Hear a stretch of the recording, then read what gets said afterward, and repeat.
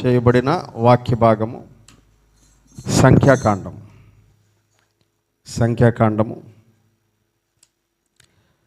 12వ అధ్యాయం. సంఖ్యాకాండం 12వ అధ్యాయం. సంఖ్యాకాండం 20వ అధ్యాయం మొదటి వచనం చదువుకుందాం. మొదటి నెలయందు ఇశ్రాయేలీయుల సర్వ సమాజము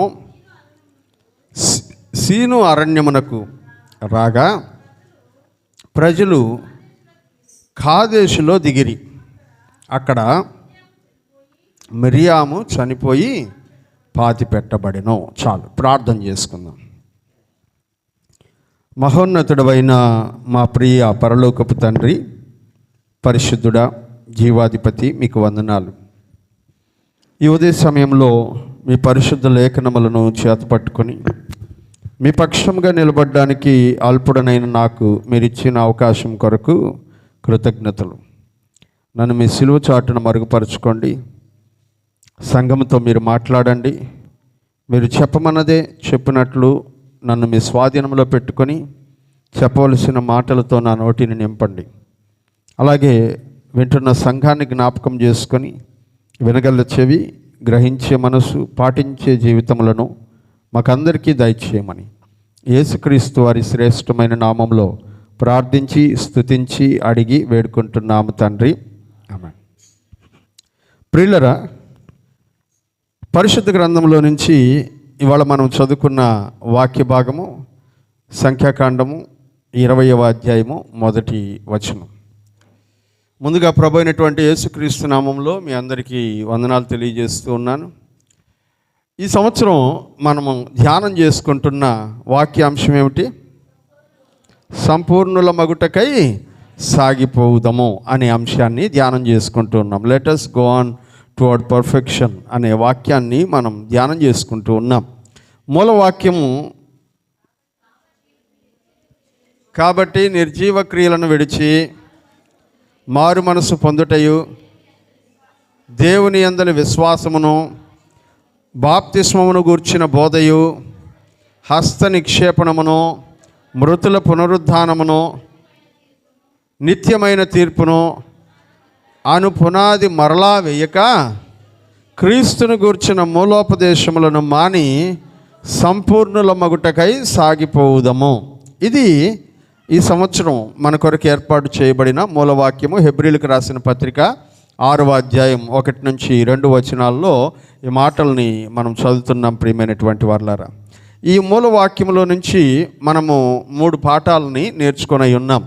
ఆ 3 పాఠాల్లో మొదటి పాఠము నిర్జీవ క్రియలను విడిచిపెట్టుట, రెండవ పాఠము క్రీస్తును గూర్చిన మూలోపదేశములను మానివేయడము, మూడవ పాఠము సంపూర్ణుల మగుటకు సాగిపోవుదము. ఈ 3 పాఠాల్లో నుంచి ఒక్కొక్క భాగంలో నుంచి ఒక 15 నుంచి 17 వర్తమానాలు మనం వినేటువంటి అవకాశం ఉంటుంది, కొంచెం అటు ఇటుగా.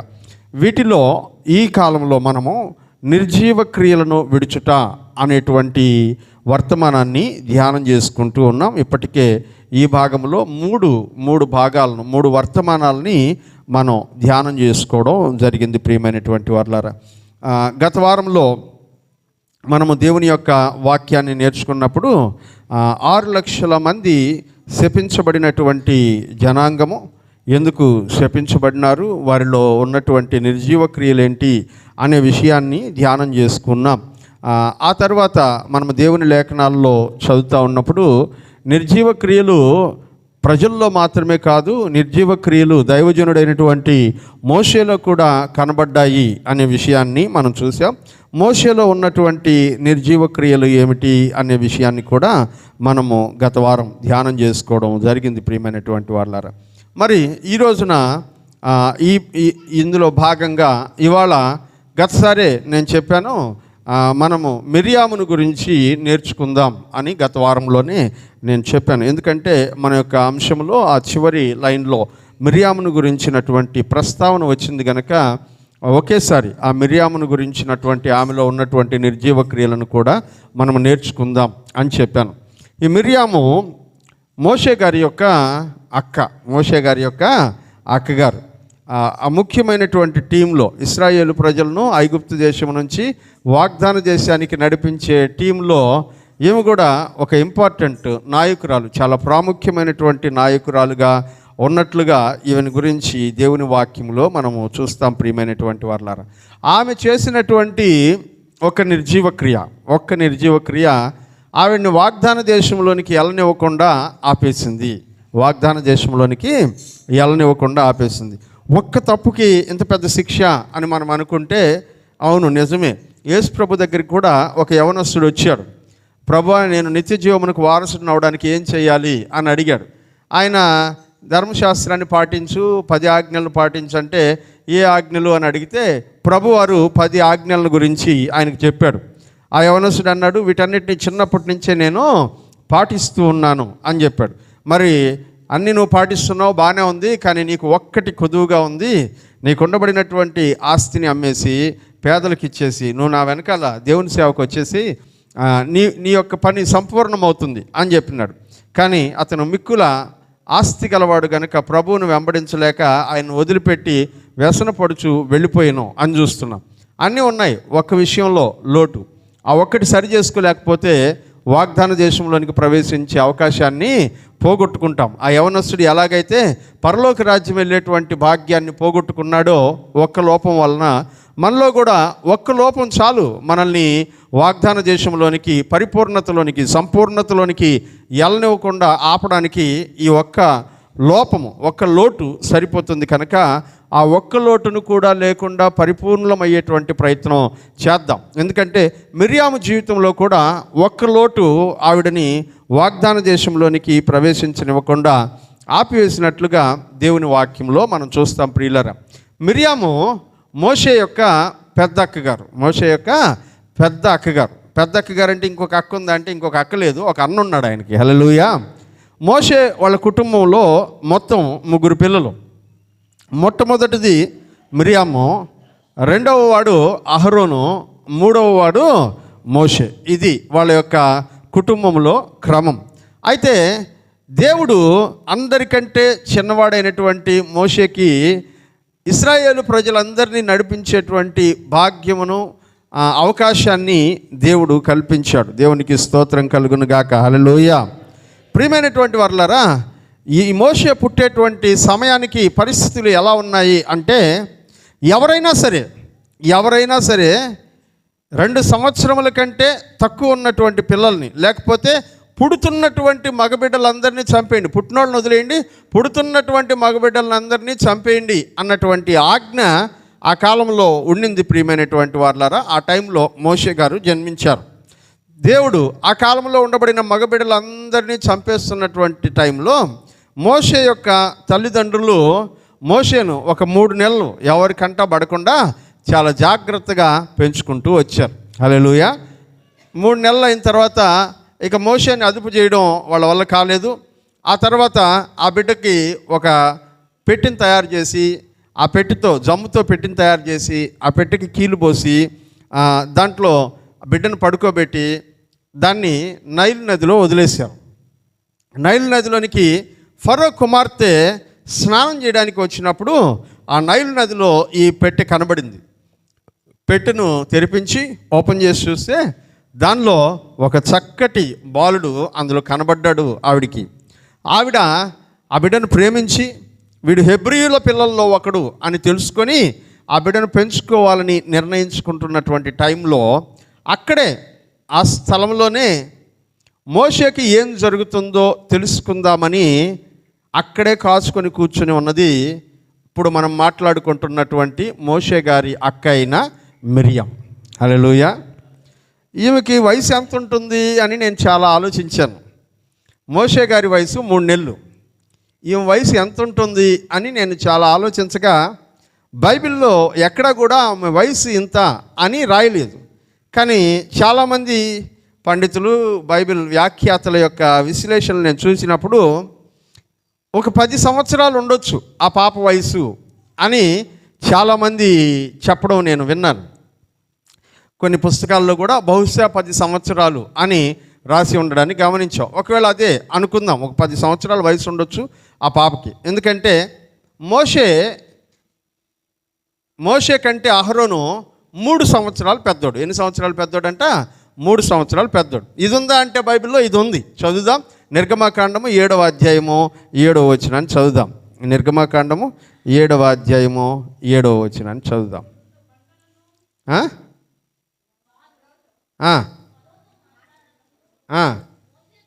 వారు ఫరోతో మాట్లాడినప్పుడు మోషేకు అహరోనుకి ఎంతంట? 83. అంటే వాళ్ళిద్దరి మధ్యలో వయసు గ్యాప్ ఎంత? 3 సంవత్సరాలు. ఈ 3 సంవత్సరాలు మోషే కంటే అహరోను పెద్దవాడు. ఖచ్చితంగా అహరోను కంటే ఇంకొక 3 సంవత్సరాలు పెద్ద చేసుకున్నా కూడా 6 సంవత్సరాలు మాత్రమే ఉంటుంది మిర్యామ్ గారి వయసు. కానీ ఆవిడ చేసిన పని, ఆవిడ ఆలోచించిన విధానము ఇవన్నీ చూస్తే ఒక 10 సంవత్సరాల వయసు ఉండేటువంటి ఆడపిల్ల ఎలా ప్రవర్తిస్తుందో అలా ప్రవర్తించేటువంటి స్వభావం ఉన్నట్లుగా దేవుని గ్రంథంలో మనము చదువుతూ ఉన్నాం కనుక బైబిల్ పండితుల అభిప్రాయాల ప్రకారం, ఒకవేళ నాకు వచ్చినటువంటి తలంపు ప్రకారము బహుశా ఆ వయసు ఆ కాలానికి 10 సంవత్సరాల వయసు ఉండేటువంటి అవకాశం ఉంటుంది. ఈవిడ మోషే ప్రాణాన్ని నిలబెట్టింది. హల్లెలూయా.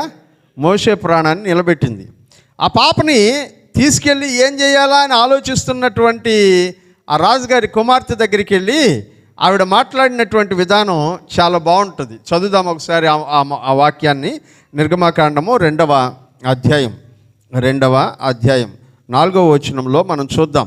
వానికేమి సంభవించునో తెలుసుకొనుటకు వాని అక్క దూరముగా నిలిచి ఉండెను. ఫరో కుమార్తె స్నానము చేయుటకు ఏటికి వచ్చెను.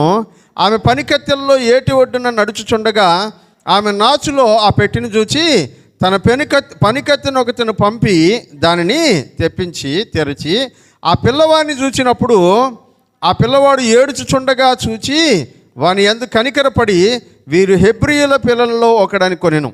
అప్పుడు వాని అక్క ఫరో కుమార్తెతో, ఇప్పుడు ఎవరు వచ్చేసారంట? ఆ బిడ్డను చేతిలోకి తీసుకోగానే ఎవరు వచ్చి నిలబడ్డారంట? అక్కడ మిర్యాము వచ్చి నిలబడింది. హల్లెలూయా. మిర్యాము వచ్చి నిలబడింది. మిర్యాము వచ్చి నిలబడి ఆమెతో మాట్లాడుతుందంట. ఈ పిల్లవాడిని పెంచడానికి నేను హెబ్రీయుల స్త్రీలలో ఒక దాదిని పిలుచుకొని వచ్చేదా అని అడిగిందంట. ఈ పాప యొక్క ఆలోచన ఏంటంటే, ఆవిడ నిర్ణయం తీసుకున్నది, ఈ బిడ్డను నేను పెంచుకుంటాను, వీడు చచ్చిపోకుండా నేను నా కుమారుడిగా పెంచుకుంటాను అని అనుకునింది. మరి ఆవిడకి పిల్లలు ఉన్నారో లేదో మనకు తెలియదు.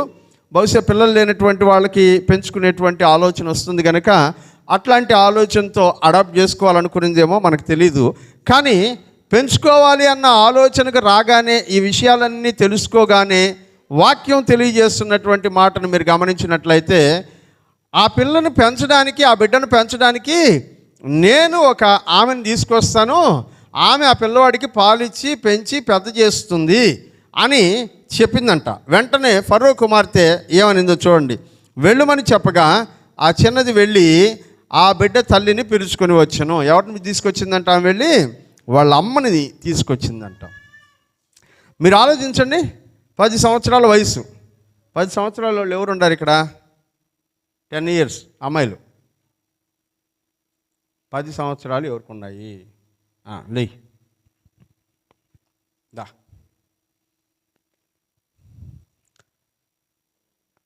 మీ తమ్ముడిని ఎవరన్నా ఎత్తుకొని పోయినారనుకో, మీ తమ్ముడిని ఎవరన్నా ఎత్తుకొని పోతే ఏం చేస్తావు నువ్వు? ఏం చేయకపోతే పోయినాడు అనుకుంటా. ఏం చేస్తావు చెప్పు, చెప్పు. ఏం చేయవా? ఏం చేయవు, పోతే పోయినలే అనుకుంటావు. అయితే నువ్వు మంచి హక్కు కాదమ్మా, నువ్వు వెళ్ళు, నీకొద్దు, నీతో మాకు పని లేదు. ప్రియులరా, ఓ 10 సంవత్సరాలు ఉండేటువంటి పాప ఇప్పుడు చూసాం కదా. అమ్మాయిని ఎవరిని ఎత్తుకెళ్ళిపోతుంటే ఏం చేయాలో తెలీదు, ఇప్పుడు ఏం ఆన్సర్ చెప్పాలో తెలియదు. కానీ వాస్తవానికి ఏం చేస్తుందంటే గట్టిగా కేకలేస్తుంది, అమ్మా ఎవరు ఎత్తుకెళ్ళిపోతున్నారు తమ్ముడిని అని కేకలేస్తుంది కదా. ఆ పాప, ఆ వయసులో ఉన్న పాప ఎంత చక్కగా రాజకుమార్తె దగ్గరికి వెళ్ళిందంట నేరుగా. మామూలుగానే మనం పెద్దోళ్ళ దగ్గరికి వెళ్ళడానికి భయపడతాం కదా. ఇప్పుడు రాజకుమార్తె దగ్గరికి వెళ్ళి చాలా నీట్గా హ్యాండిల్ చేసింది. మిర్యాముకి దేవుడు ఎంత జ్ఞానం ఇచ్చాడో అని అనుకున్నాను నేను దాన్ని చూసినప్పుడల్లా. వెళ్ళి ఈ అబ్బాయిని పెంచేదానికి ఒక ఆమెను తీసుకొచ్చేదా అని అడిగిందంట. ఆ రాజకుమార్తె దగ్గర ఆమె అడిగిన విధానం ఆమెకు కూడా బాగా నచ్చింది. కొంచెం ముందుకు జరుపుకోండి మీరందరూ, ఆ వెనకాల స్థలం దాంట్లో ముందుకు జరుపుకోండి, జరుపుకోవాలి.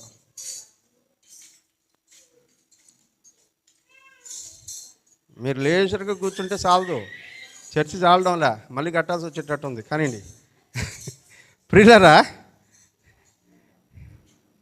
ప్రియులరా మనం గమనిస్తూ ఉన్నాము, 12 సంవత్సరాలు 10 సంవత్సరాలు ఉన్నటువంటి ఆ పాప రాజకుమార్తె దగ్గరికి వెళ్ళి విషయం అడుగుతుంది.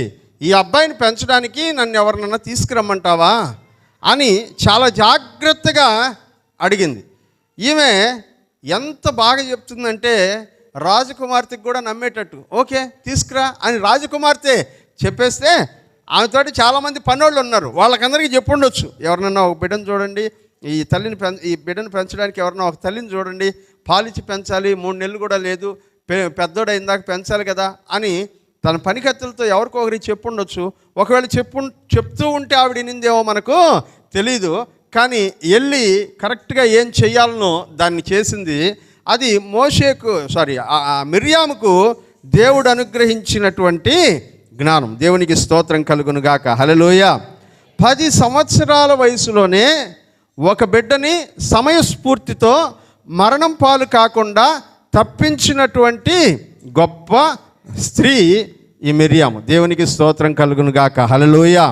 ప్రియమైనటువంటి వారులారా, ఈ యొక్క దేవుని యొక్క చిత్తం ఏమిటంటే ఈ విషయంలో మోషే ప్రాణమును కాపాడడానికే దేవుడు ముందుగా మిర్యామును పుట్టించాడేమో అని అనిపిస్తుంది. అట్లాంటి వ్యక్తిత్వం కలిగినటువంటి స్త్రీ. ఇప్పుడు రెండవదిగా ఈమెకున్నటువంటి మరొక మంచి లక్షణం ఏమిటంటే ఈమె ఒక మంచి ప్రవక్తి అని వాక్యంలో రాశారు. హల్లెలూయా. ఎవరంటే ఈమె ప్రవక్త అంటే దేవుని వాక్యమును చెప్పేవాడు. జరగబోయే విషయాలను ఎవరైనా ప్రార్థన చేసి చెప్పమంటే చెప్పేవాడు. ఈ మోషే యొక్క అక్కగారైనటువంటి మిర్యాముకు దేవుడు అలాంటి వరాన్ని, కృపావరాన్ని అనుగ్రహించాడు. దేవునికి స్తోత్రం కలుగును గాక. హల్లెలూయా. వాక్యంలో ఒకసారి మనం దాని గురించి చదువుదాం. నిర్గమకాండం 15వ అధ్యాయం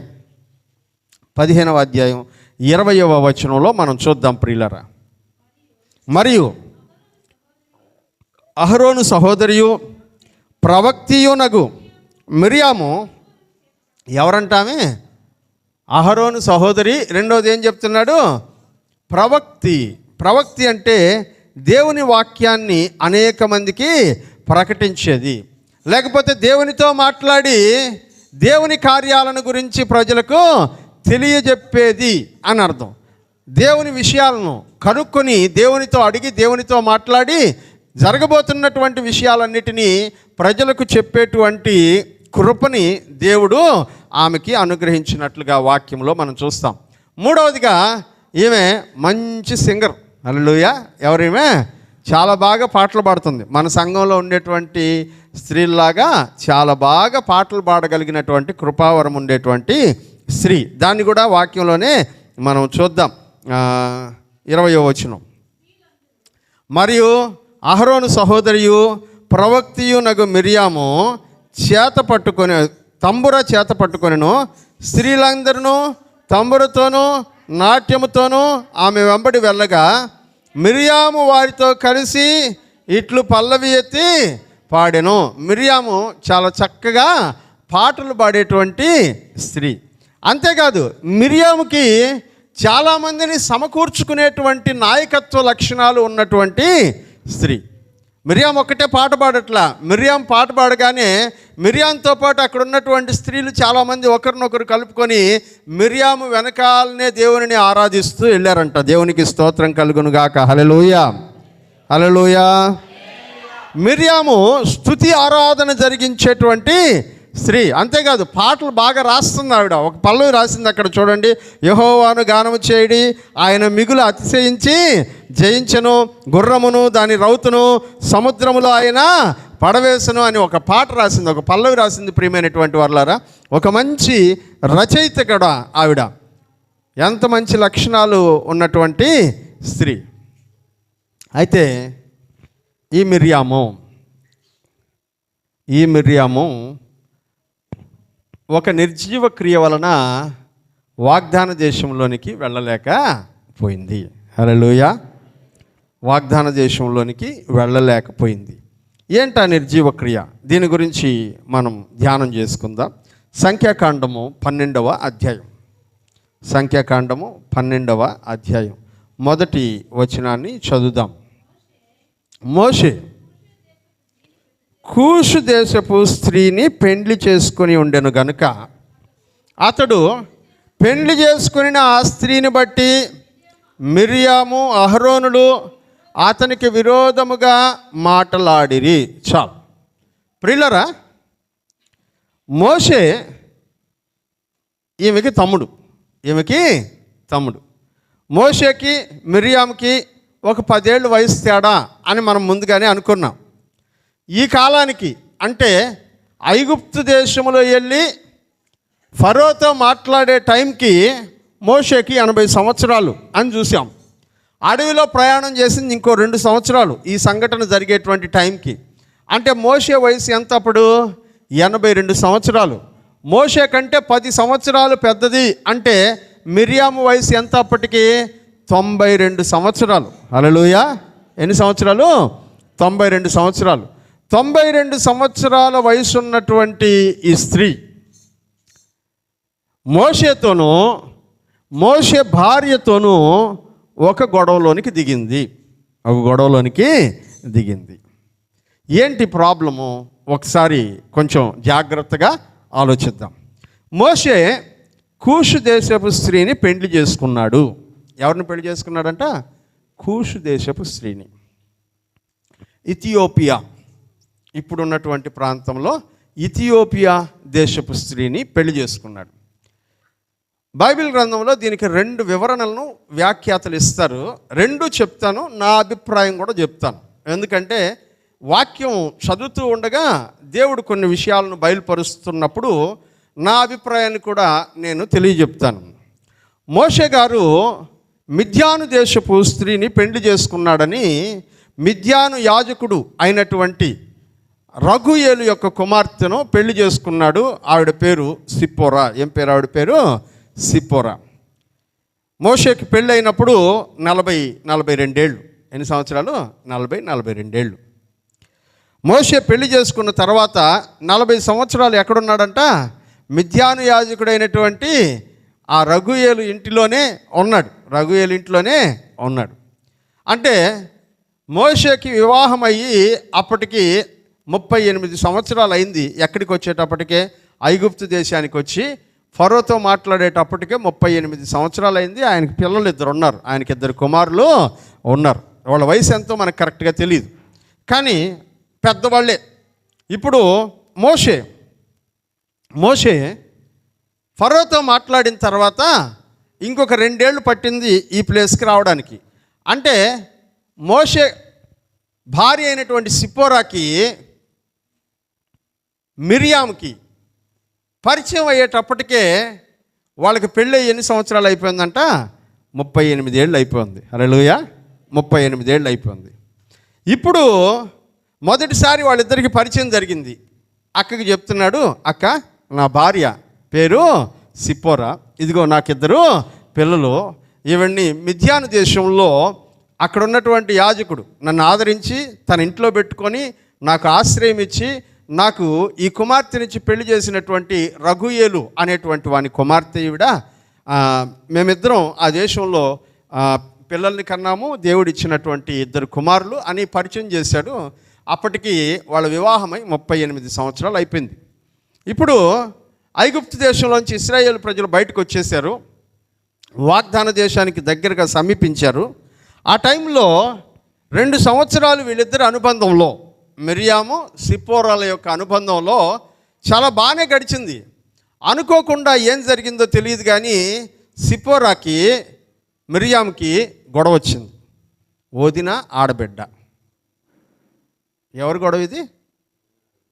చెప్పండి గట్టిగా. మన వాళ్ళు చెప్తుంటారు కదా, అత్త లేని కోడలు ఉత్తమురాలు, ఆడబిడ్డ లేని కోడలు ఇంకా ఉత్తమురాలు కదా. వదిన ఆడబిడ్డల గొడవ బైబిల్లో ఉంది, నేను చెప్పట్లా. వదిన ఆడబిడ్డల గొడవ వాక్యంలో చెప్తుంది. మోషే కూషు దేశపు స్త్రీని పెండ్లి చేసుకుని ఉండెను గనుక అతడు పెండ్లి చేసుకున్న స్త్రీని బట్టి మిరియాము అహరోనులు ఎవరికి విరోధంగా మాట్లాడారంటే, ఇప్పుడు వదిన ఆడబిడ్డల గొడవ ఉంటే వాళ్ళిద్దరి వరకే సెటిల్ అవ్వాలి. అది అంతేనా కాదా? మోషేతో ఏం పని? గొడవ వచ్చింది ఎవరికి? మరి మోషేకి ఏం సంబంధం దీంట్లో? ఏదన్నా గొడవ ఉంటే వాళ్ళిద్దరు మాట్లాడుకొని సెటిల్ చేసుకోవాలి. మోషేతో ఏం సంబంధం? గొడవ ఇప్పుడు ఎవరి మీదకి వచ్చిందంట? మిరియాం ఎవరి మీదకి వచ్చిందంట చెప్పండి. చూడరా నీ భార్య ఏమంటుందో అంట గొడవకు వచ్చేసింది.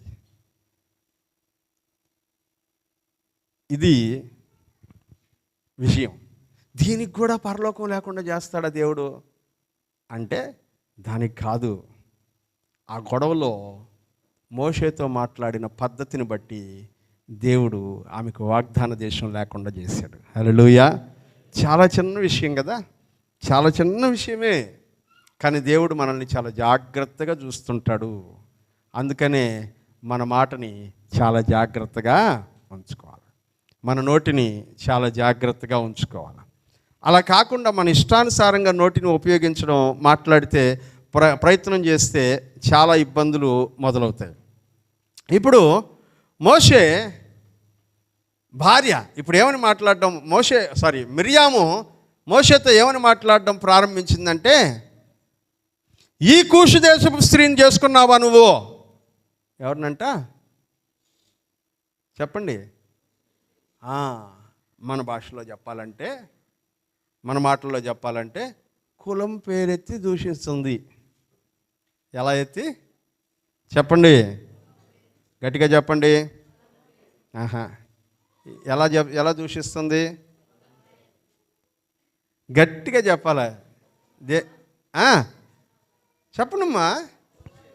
కులం పేరెత్తి దూషిస్తుంది అని చెప్పండి. అందులో ఏంటి తప్పు? కానీ మీకు ఒక విషయం తెలుసా? యేసుక్రీస్తునందున్న వారికి ఏ కులము లేదు. ఒక్కడు కూడా హల్లెలూయా చెప్పడం లేదు చూడు. చెప్పరు. ప్రాణమైన పనిగాక యేసుక్రీస్తునందున్న వారికి ఏ కులము లేదు. ఎందుకంటే ప్రపంచంలో దేవునికి తెలిసినవి రెండే కులాలు, ఒకటి పురుషుడు, రెండవది స్త్రీ. ఇదే భేదం. ఇది తప్ప ఏ భేదమో లేదు దేవుడి దృష్టిలో. అందుకే రోమపత్రికలు అంటాడు, ఏ భేదము లేదు, అందరూ పాపము చేసి దేవుడు అనుగ్రహించు మహిమను పొందలేకపోతున్నారు. దేవుని దృష్టిలో రెండు వర్గాలు మానవ జాతిలో. అవేంటో తెలుసా? ఒకటి పాపములు క్షమించబడిన వారు, రెండవది పాపములకు క్షమాపణ పొందని వారు. ఇవి రెండే తేడా, ఇంక వేరే ఏమీ తేడా లేదు. ఏమంటుందంట, ఇంకెవరు దొరకలేరా నీకు ఈ కర్రిమొహాన్ని చేసుకున్నావా అనిందంట. నేను చెప్పట్లా, బైబిల్లో ఉంది, బైబిల్లో అలాగే ఉంది. ఎలా దూషించిందంట? ఒకటి కులాన్ని బట్టి, రెండవది కలర్ని బట్టి.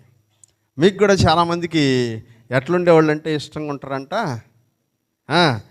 అత్త నల్లంగా ఉండే కోడలు మాత్రం ఎట్లా రావాలనుకుంటుందంట, తెల్లంగా రావాలనుకుంటుందంట. సున్నం కొట్టుకుంటే సరిపోయా. ప్రియమైనటువంటి వర్లారా, అత్త నల్లగా ఉన్నా కూడా కోడలు ఎలా రావాలంట, బాగా తెల్లగా ఉండే ఆమె రావాలంట. నేను చెప్తున్నా, సున్నం బస్తా ఒకటి తెచ్చుకొని రోజు వేస్తూ ఉండండి, తెల్లగా వచ్చేస్తారు. సరేనా? ప్రియమైనటువంటి వర్లారా, ఈవిడ అంటుందంట, పోయి ఆ కర్రిమొహాన్ని చేసుకున్నావు ఏందిరా అనిందంట. మోషేని వాక్యంలో చెప్తుంది. కూషు దేశస్థుడు తన చర్మమును మార్చుకోగలడా అని వాక్యంలో రాస్తాడు. ప్రియమైనటువంటి వారలారా, కూషు దేశస్తులు చర్మాన్ని మార్చుకోవడం అంటే ఏంటో తెలుసా? ఆఫ్రికన్స్ ఎలా ఉంటారంట? నల్లగా ఉంటారు. కూషు దేశము ఇథియోపియా, ఆఫ్రికా కంట్రీలో, ఆఫ్రికా ఖండంలో ఉన్నటువంటి ప్రాంతం ఇది. వాక్యంలో చెప్తున్నారు, నువ్వు అట్లాంటి వాళ్ళని ఎందుకు చేసుకున్నావు అని ప్రశ్నించడం మొదలుపెట్టిందంట మిరియాం. అలాగే దేవుని వాక్యంలో మనం చూస్తూ ఉండేటప్పుడు ఈవిడకు ఉండేటువంటి మరొక ప్రాబ్లం ఏమిటంటే, ఒకటి క్యాస్ట్ ఒక పెద్ద ప్రాబ్లము, రెండవది కలర్ ఒక పెద్ద ప్రాబ్లము. ఇవి రెండిటితో పాటు బ్యాక్గ్రౌండ్ కూడా చాలా ముఖ్యం ఈమెకి. ఇప్పటిదాకా వాళ్ళిద్దరు బాగానే ఉండేరు. మరి ఏ చీర కాడ గొడవ వచ్చిందో నాకు తెలీదు, ఏ నగల కాడ గొడవ వచ్చిందో నాకు తెలీదు. గొడవలు వస్తున్నాయంటే ఈ రెండింటి దగ్గరే వస్తాయి ఆడవాళ్ళకి, ఇంక దేని దగ్గర రావు. వేటి కాడ వస్తాయి? చీరల కాడ, రెండోది నగల కాడ. ఇంకేమన్నా వస్తున్నాయేమో నాకు తెలీదు. ఇప్పుడు ఇక్కడ ఉండే లైన్ అంతా తొందరగా ఆపేయకూడదా, పోమా మేమా అని అనుకుంటున్నారు మనసులో. మీరు అనుకున్న పర్వాలే. ఈరోజు అలాంటి ఒక నిర్జీవ క్రియను గురించి మనం నేర్చుకుంటా ఉన్నాం. ఈవిడ మనసులో ఉన్నటువంటి ఆలోచనలని వాక్య రూపంలో మనం చదువుతూ ఉన్నాం. ఆవిడ అడుగుతుంది, నువ్వు ఈ కూషు దేశపు స్త్రీని ఎందుకు పెళ్లి చేసుకున్నావు అని అడుగుతుంది. రెండవది, నువ్వు ఇలాంటి కలర్ ఉండేటువంటి అమ్మాయిని ఎందుకు పెళ్లి చేసుకున్నావు అని అడుగుతుంది. ఇట్లాంటి పరిస్థితుల నడుమ వ్యవహారం జరుగుతూ ఉండగా ఈ గొడవ నేరుగా ఎక్కడికి వెళ్ళిందంటే మోషే దగ్గరికి వెళ్ళింది. మోషే దగ్గరికి వెళ్ళి ఆ తర్వాత ఆవిడ మాట్లాడినటువంటి మరొక మాట, దేవునికి ఇష్టము లేనటువంటి మరొక మాట ఏంటంటే, నువ్వు ఒక్కడివే సేవకుడు అనుకుంటున్నావా?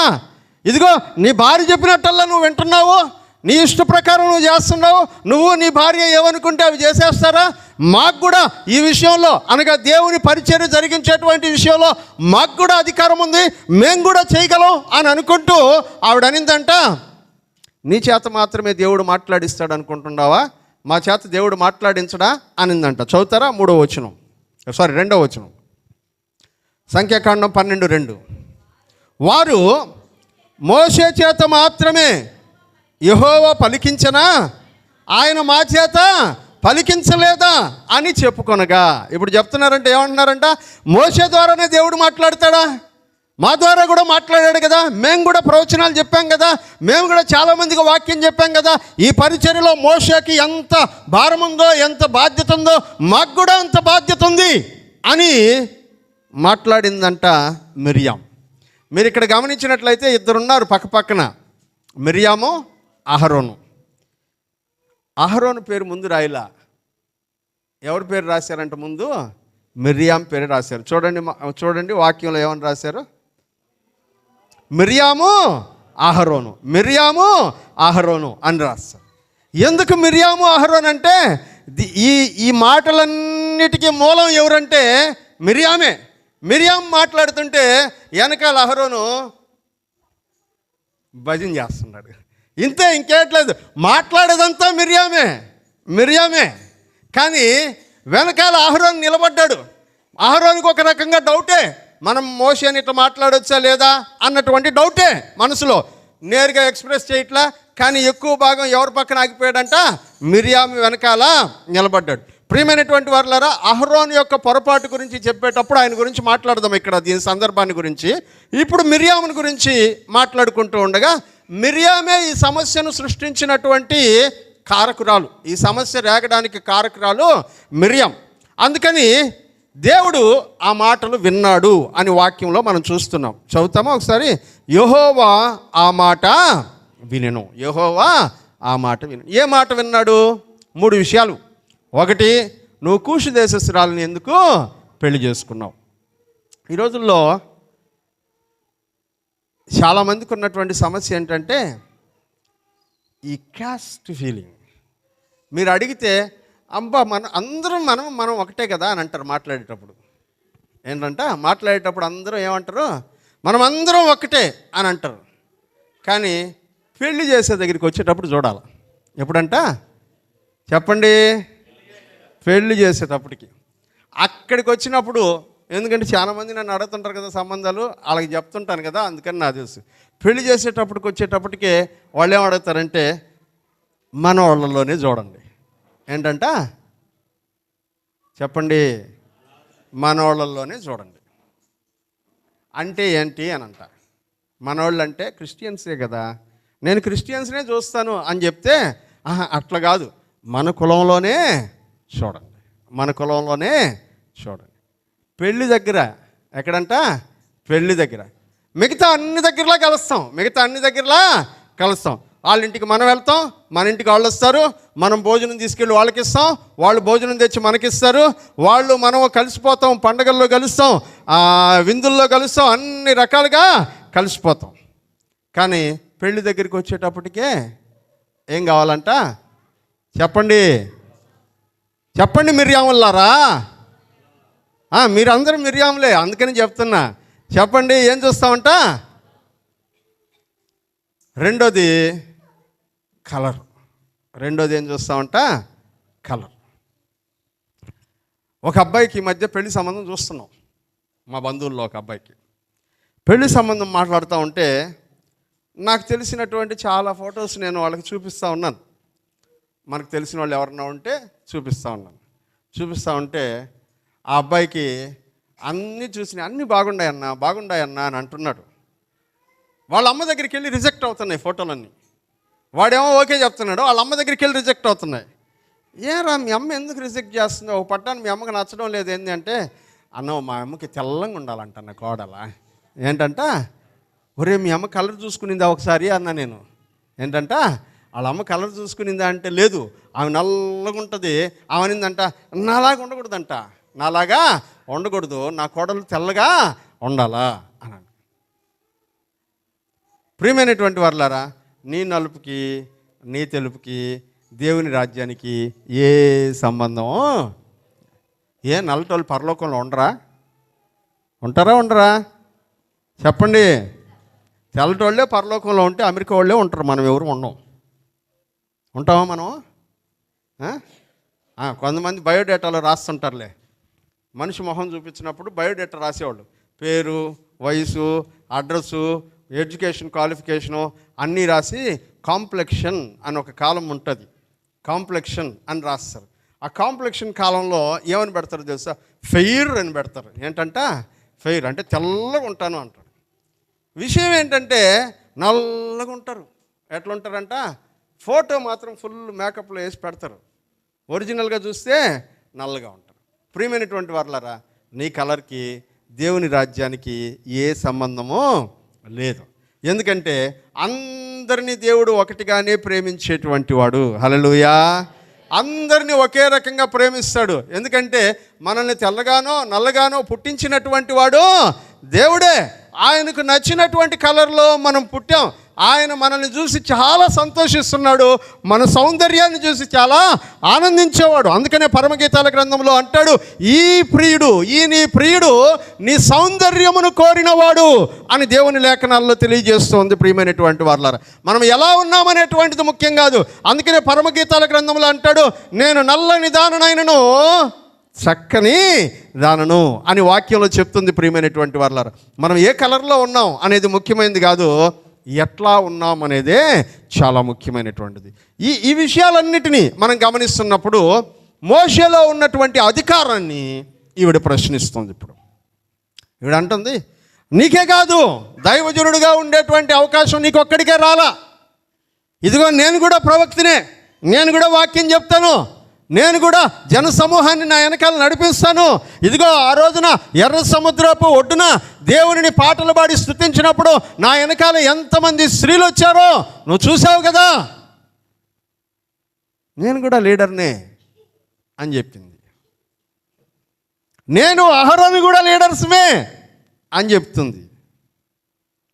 మీరు నాయకులు అయి ఉండొచ్చు, దేవుడు మీకు ఆ కృపావరాన్ని ఇచ్చి ఉండొచ్చు, మంచి పొజిషన్ ఇచ్చి ఉండొచ్చు, కానీ దేవుడు మీకంటే ఉన్నత స్థాయిలో ఎవరిని నియమించారో వారిని గౌరవించాలి.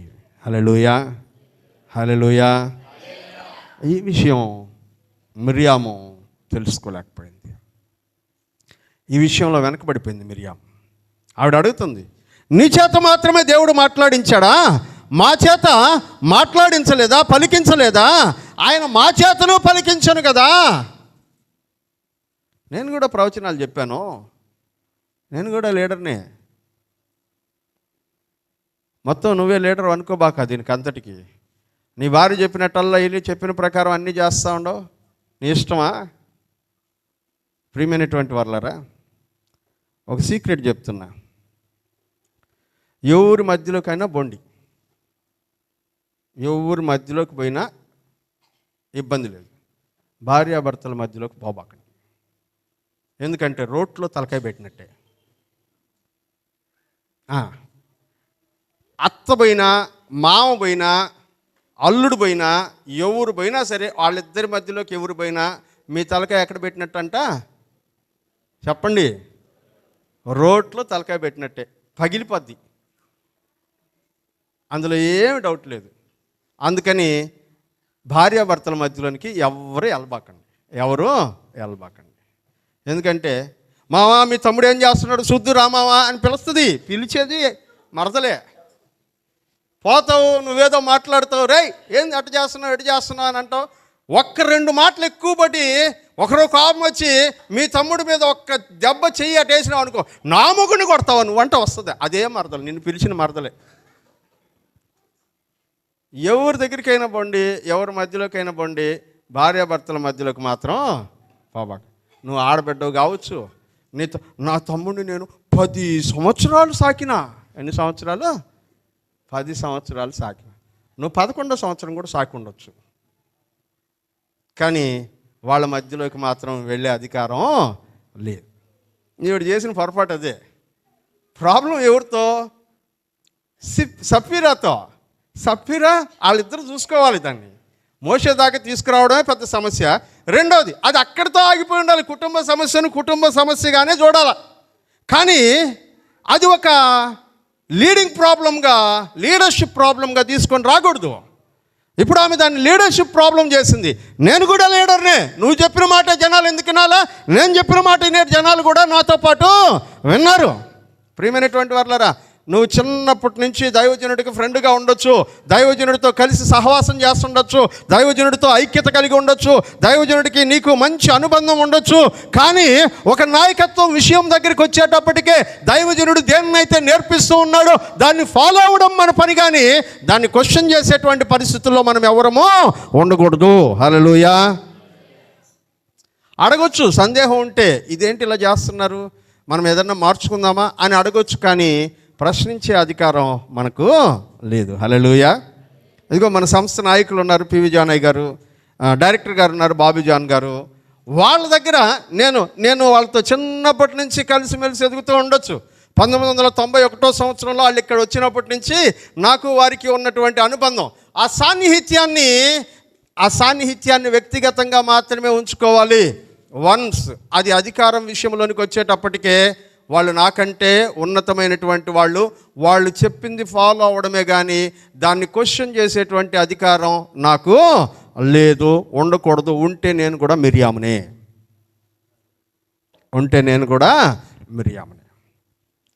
నీ సాన్నిహిత్యం ఉంటే అది అంతవరకే, కానీ దేవుని పని విషయంలో దేవుడు ఎవరికి ఏ స్థానాన్ని ఏ పనిని అప్పగిస్తాడో ఆ పని చేయడం మన బాధ్యత అంతే. నీకు అప్పగించినటువంటి బాధ్యతని నువ్వు నెరవేర్చాలి, దైవజనుడికి అప్పగించిన బాధ్యతని దైవజనుడు నెరవేర్చాలి. మోషే విషయంలో మోషే మాట్లాడలేదంట. అసలు వాళ్ళ అక్క తిడుతూ ఉంటే మోషే సైలెంట్గా ఉన్నాడు, ఏం మాట్లాడలేక అక్కడ. ఇప్పుడు దేవుడే మాట్లాడుతున్నాడు. ఎవరి పక్షంగా? మోషే పక్షంగా. 3వ వచనం చదవండి. యెహోవా ఆ మాట వినడం.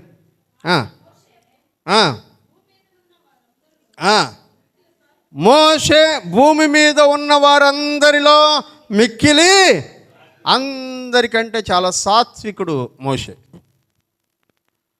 దేవుడు మాట్లాడడం స్టార్ట్ చేశాడు. దేవుడు అన్నాడంట, మీరు ముగ్గురు అర్జెంటుగా ప్రత్యక్షపు గుడారం దగ్గరికి రండి, మందిరం దగ్గరికి రండి అని పిలిచాడంట. మోషే, అహరోను, మిరియాము ముగ్గురు ప్రత్యక్షపు గుడారం దగ్గరికి వచ్చారు.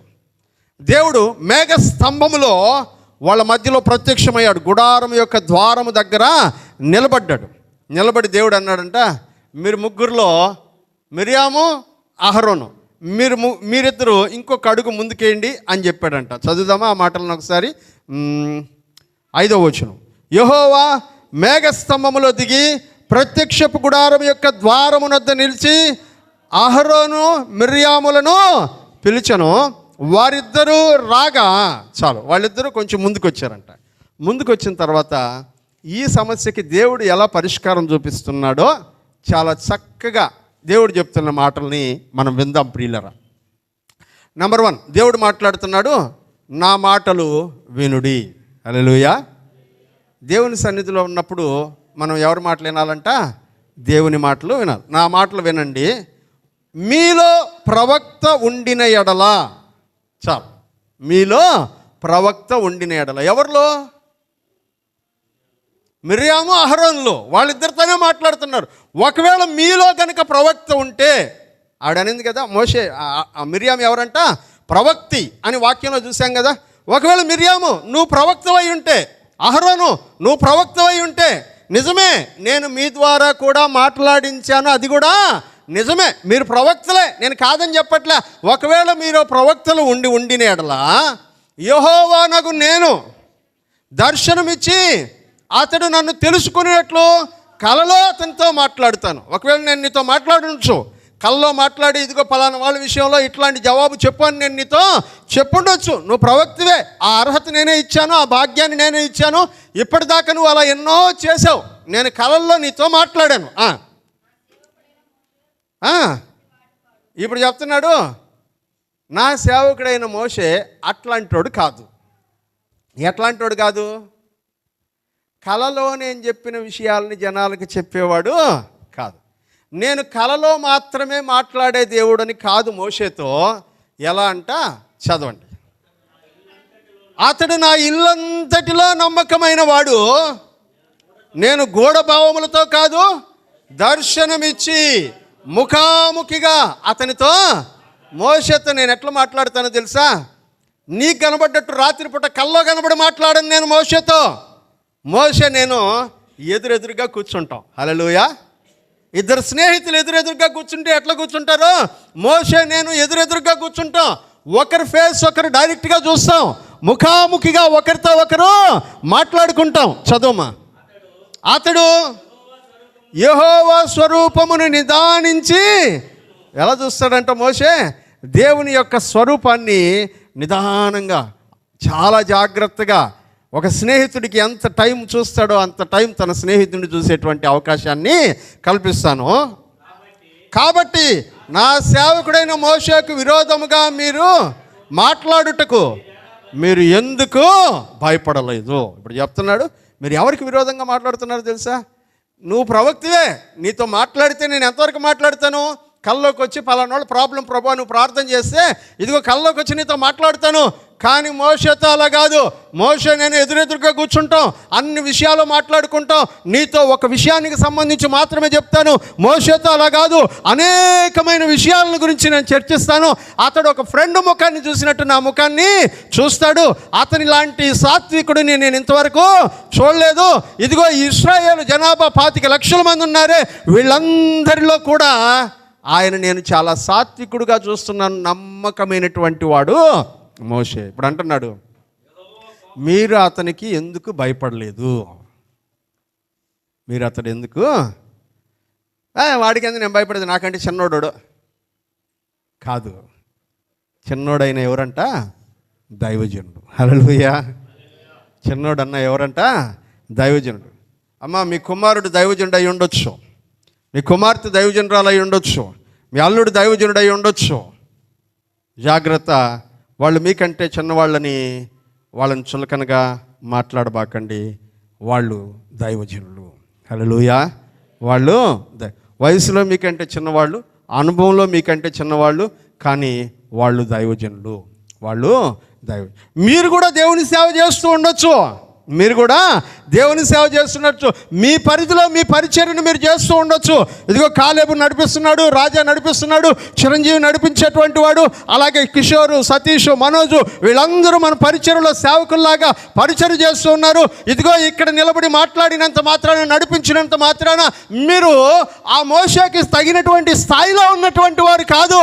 ఎందుకంటే మీ స్థానంను నేను వేరు చేశాను, అతని స్థానాన్ని నేను వేరు చేశాను. డిఫరెన్స్ ఉంటుంది మీ మధ్యలో. హల్లెలూయా. ఆయన అంటున్నాడు, నువ్వు వాళ్ళకి భయపడాలా, మోషేకు నువ్వు భయపడాలా. మోషేకు నువ్వు ఎందుకు భయపడలేదు?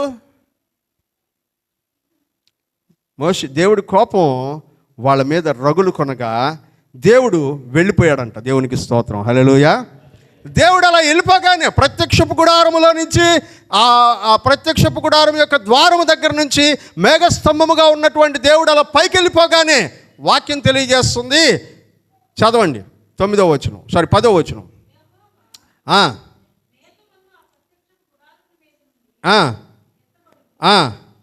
అప్పుడు మిర్యాము హిమము వంటి తెల్లని కుష్ఠము గలది ఆయన అహరోను మిర్యాము వైపు చూచినప్పుడు ఏమైపోయిందంట?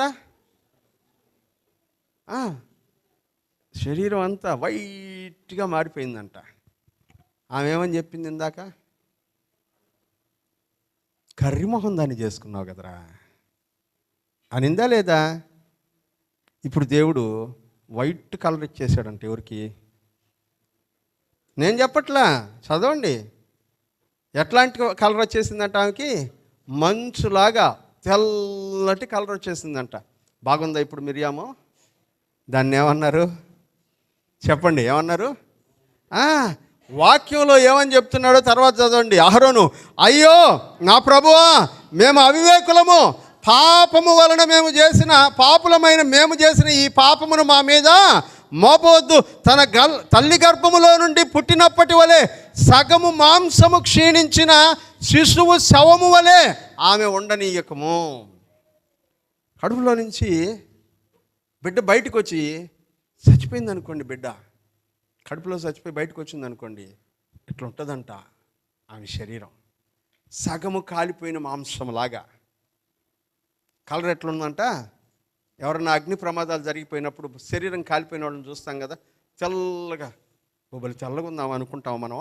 లేదు, అది నిర్జీవమైనటువంటిది. ఏంటంటది? నిర్జీవమైనది. దేవుడు అంటున్నాడు, మీరు నిర్జీవులు, మీరు నిర్జీవులు. వాగ్దాన దేశంలోనికి ఎంటర్ అయ్యే అర్హత మీకు లేదు. ఇప్పుడు దేవుడు మోషే దేవుని సన్నిధిలో మోకరించి ప్రార్థన చేస్తున్నాడు, ప్రభువా వీళ్ళ పాపమును క్షమించు, వీళ్ళ పాపమును.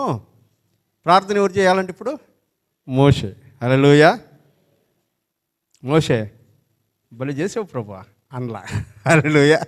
మోషే ప్రార్థన చేశాడంట, ప్రభువా వీళ్ళని క్షమించు అని ప్రార్థన చేశాడంట. 13వ వచనం. మోషే ఎలుగెత్తి, దేవా దయచేసి ఈమెను బాగు చేయమని యెహోవాకు మొరపెట్టెను. అప్పుడు దేవుడు అన్నాడంట, ఏమన్నాడో తెలుసా?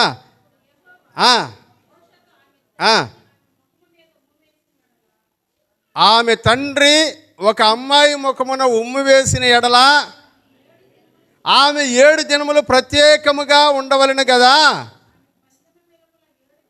ఆమె పళ్ళెం వెలుపల కాదమ్మా, పాలెం వెలుపల 7 దినములు ప్రత్యేకముగా ఉండవలను. తరువాత ఆమెను ఏంటో తెలుసా మీకు? ఇప్పుడు ఒక సీక్రెట్ చెప్తా. మీ నాన్న, అమ్మాయిలు ఉన్నారు కదా, మీ నాన్నగారు, మీరు ఏదన్నా చేయకూడని పని చేసినప్పుడు మీ నాన్న థు అని అన్నాడు అనుకోండి, 7 రోజులు కనబడకూడదంట ఆ తండ్రికి కుమార్తె. ఆ రోజుల్లో రూల్ అది. 7 రోజులు కనబడకూడదు, ముఖం చూపించకూడదంట. నా కళ్ళ ముందు నుంచి కనబడచ్చు అని అంటారు కదా. 7 రోజులు ముఖం చూపించకూడదంట. దేవుడు అన్నాడు, ఆమె నా కూతురే, నా బిడ్డే, కానీ నాకు ఇష్టం లేని పని చేసింది, నేను ఆ ముఖం మీద ఉమ్మేశాను. కాబట్టి ఒక తండ్రి కూతురు ముఖం మీద ఉమ్మేసినప్పుడు ఎట్లాగైతే 7 రోజులు తండ్రికి కనబడకుండా ఉంటుందో, అట్లాగే ఆవిడ ఇంట్లో ఉండకుండా ఊరి వెలుపల, పాలెం వెలుపల కుష్ఠరోగులు ఉండే స్థలంలో 7 రోజులు ఆమెను ఉంచి ఆ తర్వాత ఆమెను లోపలికి తీసుకురమ్మన్నాడంట. హల్లెలూయా. ఒక్క చిన్న పాపం, ఎవరితో గొడవ? వదిన ఆడబిడ్డలు గొడవ. అక్కడే ఆపేయండి, పెద్దది చేయబాకండి. మీ యజమానుల్ని మీరు ఎవరికి లోబడి ఉండాలనో ఆ యజమానుల దగ్గరికి వెళ్ళి, ఇదిగో మీ అక్క ఇట్లా అనింది, మీ చెల్లి ఇట్లా అనింది, మీ తమ్ముడు ఇట్లా అన్నాడు అని గొడవలు రేపుకోబాకండి. వాగ్దాన దేశం వెళ్ళే ఛాన్స్ పోగొట్టుకుంటారు, సంపూర్ణులు అయ్యేటువంటి అవకాశాన్ని పోగొట్టుకుంటారు. వాళ్ళ అథారిటీని క్వశ్చన్ చేయబాకండి, వాళ్ళ అధికారాన్ని ప్రశ్నించబాకండి. ఏం చేయాలో దేవుడు వాళ్ళకి జ్ఞానాన్ని ఇస్తాడు. సమస్యను పరిష్కరించడం ఎలాగో దేవుడు వాళ్ళకి తెలియజేస్తాడు. మీరు దూరెళ్ళి కుటుంబ యజమానుణ్ణి అవమానపరచబాకండి. మా తమ్ముళ్ళే, నేనేమన్నా పర్లేదు అనుకోబాకండి. దేవుడు వాళ్ళని వేరే పొజిషన్లో ఉంచాడు. వాళ్ళకి భయపడండి. అలా భయపడలేనటువంటి వాళ్ళందరినీ ఏం చేస్తున్నాడు దేవుడు మనం చూస్తున్నాం. వాక్యం ఏమని రాసిందో తెలుసా? ఆవిడ కోసం ప్రయాణం అయిపోవాల్సినటువంటి ఇశ్రాయేలు ప్రజలు, సంపూర్ణతలోనికి వెళ్ళాల్సిన ఇశ్రాయేలు ప్రజలు 7 రోజులు లేట్గా అక్కడే ఆగిపోయారంట. చదవండి ఆ మాటను, ముగించుకుందాం. 15వ వచనం. కాబట్టి మిర్యాము 7 దినములు పాలెము వెలుపలనే గడిపెను. మిర్యాము మరలా చేర్చబడి వరకు జనులు ముందుకు. మిర్యాము కోసం వీళ్ళ జర్నీ 7 రోజులు లేట్ అయిందంట. వీళ్ళ ఆశీర్వాదం 7 రోజులు లేట్ అయిందంట. మీరు పెట్టుకునేటువంటి ఇలాంటి అనవసరమైనటువంటి గొడవల మూలముగా దేవుడు మీకు ఇచ్చే ఆశీర్వాదాన్ని మీరే ఆలస్యం చేసుకుంటున్నారు. కొంతమంది అసలు పూర్తిగా పాడు చేసుకుంటున్నారు. వాక్యంలో రాశారు, ఈవిడ వాగ్దాన దేశంలోనికి అడుగు పెట్టలేదంట. 20వ అధ్యాయం 1వ వచనం. మొదటి నెల యందు ఇశ్రాయేలీయుల సర్వ సమాజము సీను అరణ్యమునకు రాగా ప్రజలు కాదేశులో దిగిరి అక్కడ మిర్యాము చనిపోయి పాతి పెట్టబడిను. ఎక్కడికి వెళ్ళలేదు ఈమె? వాగ్దాన దేశంలోనికి, సంపూర్ణతలోనికి వెళ్ళాల. ఈ సంవత్సరం మన అంశము సంపూర్ణుల మగుటకై. సంపూర్ణతలోకి వెళ్ళాలంటే సంపూర్ణతలోనికి వెళ్లకుండా ఆగిపోయిన వాళ్ళు చేసిన పాపాలన్నిటినీ మనం చేయకుండా జాగ్రత్త పడాలి. అందుకే వాటిని గురించి మనం నేర్చుకుంటున్నాం. నిర్జీవ క్రియలను విడిచి. మనం మోషేలో నిర్జీవ క్రియలు నేర్చుకున్నాం, ఇశ్రాయేలు ప్రజల్లో నిర్జీవ క్రియలను గురించి ధ్యానం చేసుకున్నాం. అలాగే ఇశ్రాయేలు ప్రజలు పరిపూర్ణులు అయిపోయిన తర్వాత వాళ్ళలో కనబడిన నిర్జీవ క్రియలను గురించి ధ్యానం చేసుకుంటూ ఉన్నాం. ఇవాళ మిర్యాములో ఉన్నటువంటి నిర్జీవ క్రియను గురించి మనము ధ్యానం చేసుకున్నాం. ప్రియులారా, దైవజనులాగే చూడండి. దైవజనునికి ఇచ్చినటువంటి, దేవుడిచ్చిన భార్యని దైవజనురాలలాగే చూడండి. వాళ్ళకి అటు ఇటు ఏది ఆపాదించబాకండి. ఎందుకంటే దేవుని వాక్యం అలాగే చెప్తుంది. హల్లెలూయా. మిర్యాము, సిప్పోరా, వాళ్ళిద్దరి మధ్య వివాదం ఏంటో మనకు తెలియదు, ఎందుకు వచ్చిందో మనకు తెలియదు. కానీ దైవజనురాలిని దూషించడం, దైవజనునితో వివాదం ఆడడం, ఇవి రెండు సిప్పోరాని వాగ్దాన దేశం వెళ్లకుండా, ఇశ్రాయేలు ప్రజల్లో కలిసి ఉండకుండా 7 రోజులు బహిష్కరించబడినటువంటి శాపం. మనకొద్దవన్నీ. మనం దేవుని యందు ఆశీర్వాదంతో ముందుకు కొనసాగిపోయేటువంటి ప్రయత్నం చేద్దాం. సంపూర్ణమయ్యేటువంటి ప్రయత్నం చేద్దాం. తలలోంచండి, ప్రార్థన చేసుకుందాం. ప్రియులారా,